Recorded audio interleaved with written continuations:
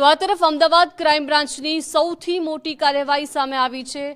Ahmedabad crime બ્રાન્ચે એક નકલી સિગારેટનો જથ્થો ઝડપી પાડ્યો છે, તો સાથે સાથે જીવન જરૂરિયાતની વસ્તુઓ પણ ઝડપી પાડવામાં આવી છે। ચાંદલોડિયા અને અન્ય વિસ્તારોમાં ક્રાઇમ બ્રાન્ચે દરોડા પાડ્યા હતા અને ત્યાં દરોડા દરમિયાન નકલી સિગારેટ અને બ્રાન્ડેડ પ્રોડક્ટ્સનું મોટું નેટવર્ક ઝડપી પાડવામાં આવ્યું છે।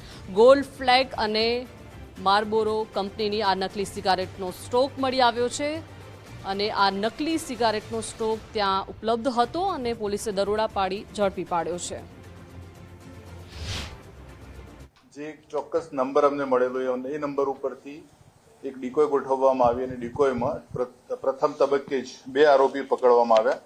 અરુણ કુમાર ગુપ્તા અને સચિન ગુપ્તા, આ બંને ભાઈઓ છે અને ચાંદલોડિયા ખાતે રહે છે અમદાવાદ, અને એમની પાસેથી શરૂઆતના પ્રથમ તબક્કામાં 3.25 લાખની માર્લબોરો અને ગોલ્ડ ફ્લેગ કંપનીની બનાવટી સિગરેટ્સ મળી આવેલી। અને આ જે વધુ પૂછપરછમાં એમણે જે વ્યક્તિનું નામ આપ્યું એ વ્યક્તિનું નામ છે સુજીત પોદાર, એ પણ ચાંદલોડિયા ખાતે રહે છે।